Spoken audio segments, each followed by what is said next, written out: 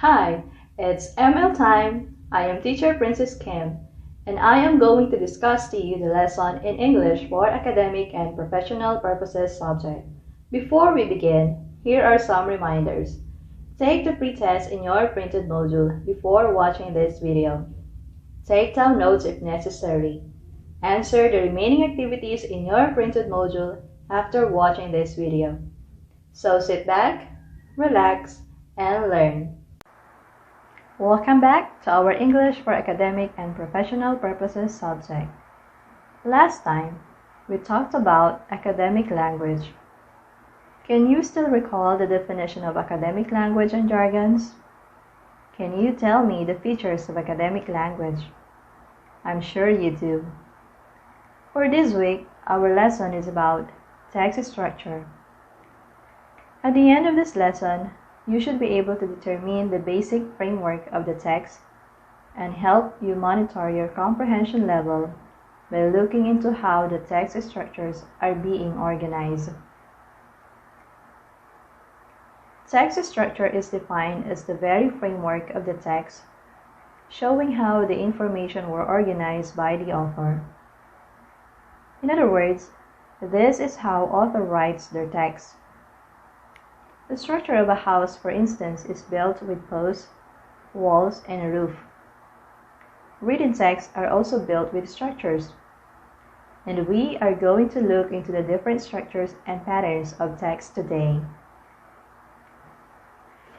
One pattern of text structure is the cause and effect. This pattern tells how a certain event can cause to lead to another event. Cause and effect text structures use signal words to show transition from one event to another. Examples of these words are cause, leads to, as a result, consequently, and because. To identify if the text uses this pattern, look for an event or phenomenon where cause and effect are stated. The signal words will also give you the clue of the structures used in a text. Look at the example text. Can you identify the cause and effect in the text?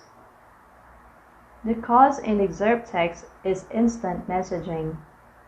The effects of instant messaging to teens are highlighted in green color. Can you tell me the signal words used in the text? Description is another pattern of text structure. This type of text structures allow readers to have a mental picture of something by giving detailed description using sensual language. It uses descriptive words. This is one of the most commonly used patterns of students in writing.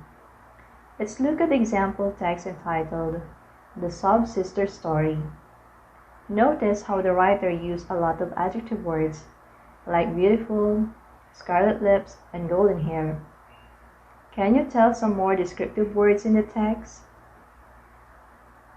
Order or sequence is a text structure that allows the reader to determine the chronological or successive order of events. It also tells how the process or series of events happen. It uses signal words like next, first, last, then, additionally, and finally to indicate the order or sequence of events. See the excerpt text.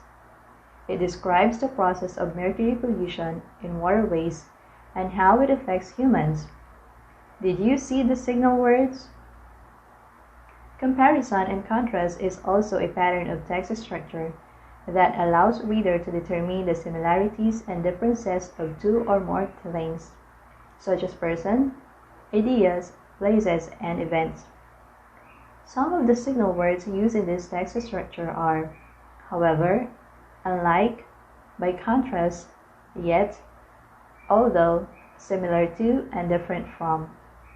In the example excerpt text, it compares and contrasts Modern English and Old English. Accordingly, Modern English and Old English differs in orthography and in grammar. You can find the full text in DepEd AYAP module, The Reader.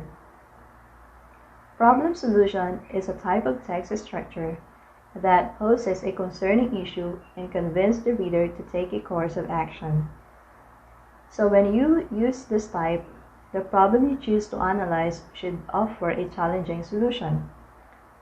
In using this pattern, identify what is the problem and provide solutions to the problem.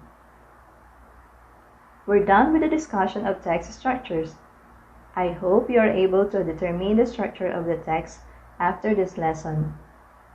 You can also write using any of these structures depending on your purpose. For your assignment, read an academic text and determine the structure used. Kindly take a picture of that text, write the pattern, and post it in the comment box. That's the end of our today's lesson. Thank you for watching. See you again next week. #handang isip, handa bukas. Tara, ML na tayo. This is Teacher Princess Kim, signing off.